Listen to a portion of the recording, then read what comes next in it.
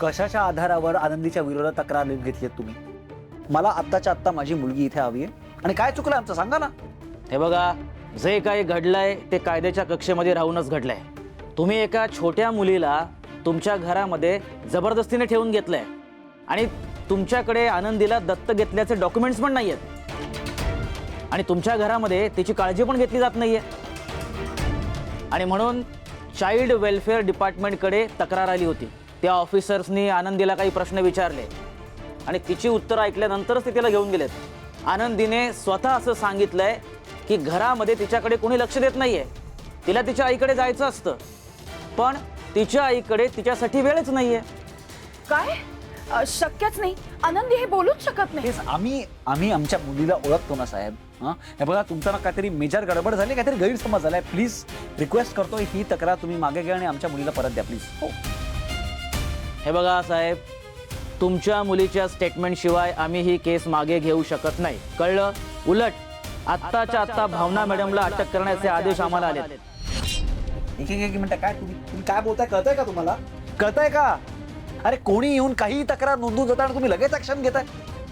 मी आणि भावना आम्ही दोघेही आनंदीचे पालक होतो.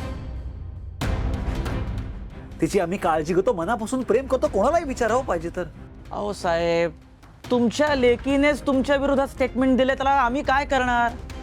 म्हणून हे बघा, भावना मॅडमला आम्हाला आता अटक करावीच लागेल. तुम्ही काय बोलताय?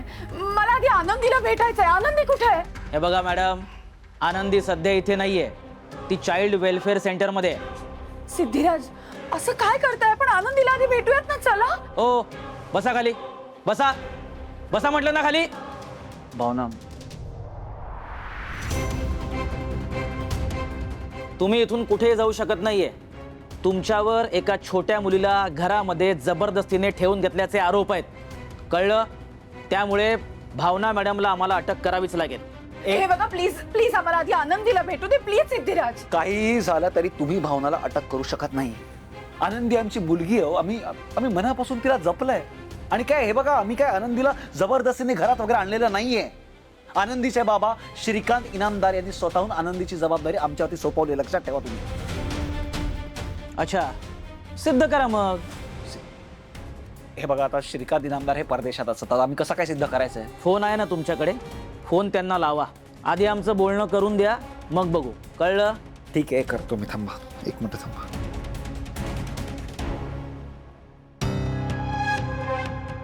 काय झालं? फोन नाही उचलत आहेत का? श्रीकांत उचला फोन. अहो, आनंदसाठी खूप महत्वाचं आहे. काय झालं? नाही उचलत आहे.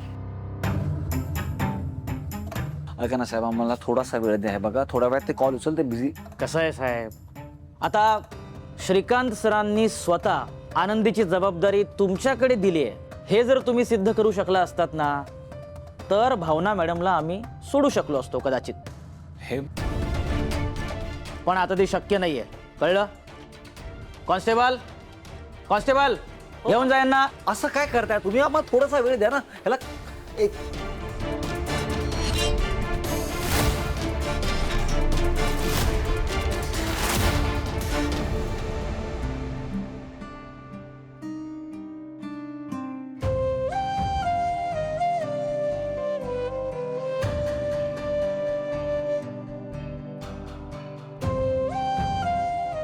जेव्हा या घरात पहिल्यांदा आलो तेव्हा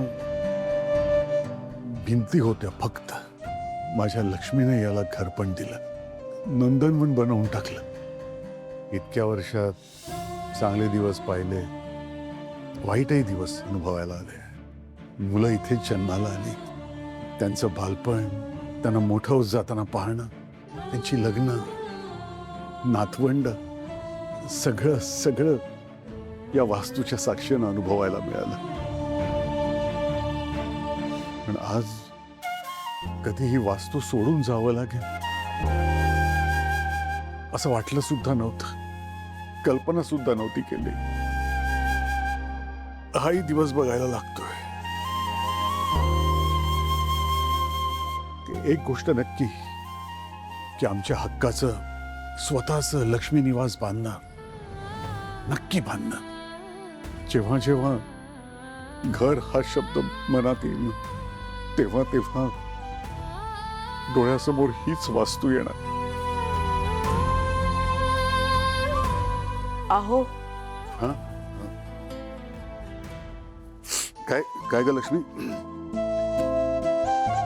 आपण बांधाबांध तर केली, पण सासूबाई आहेत, आप्पा आहेत,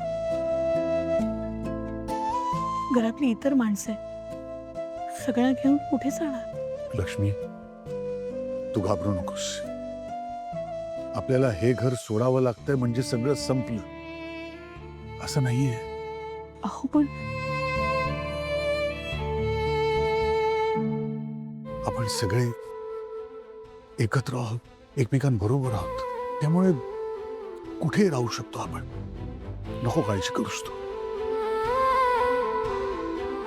आणि एक विसरलीस का, हे घर जरी आपल्याला सोडावं लागत असलं तरी अजूनही एक हक्काची जागा आहे जिथे आपण जाऊ शकतो. आजची रात्र आपण तिथेच राहायचं. ही एकच तर वास्तू होती आपल्याकडे, दुसरं काय? माझ्यावर विश्वास आहे ना तुझा? मग मार्ग नक्की सापडेल. नको काळजी करूस.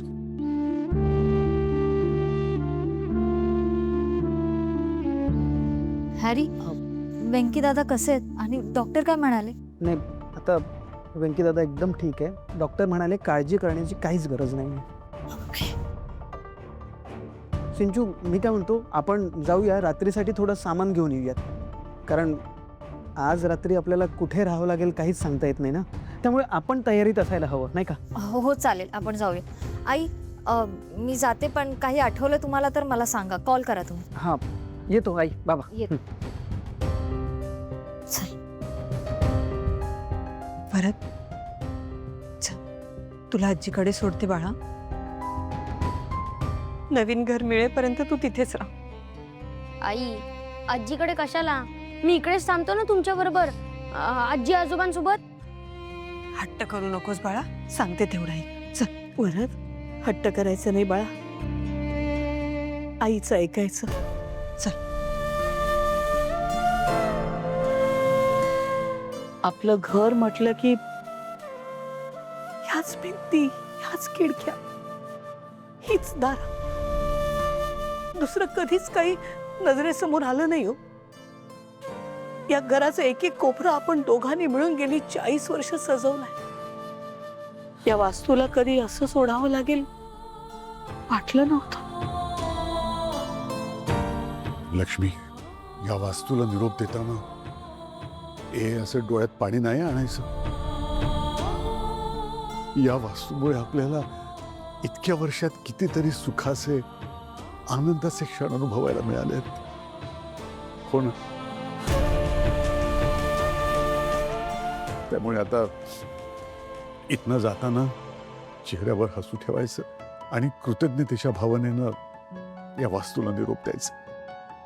कोण जाणे के काळी केले तुला पसंत, वाट्याला सुखच आले या उंजळी अनंत, माझ्या या शिशिर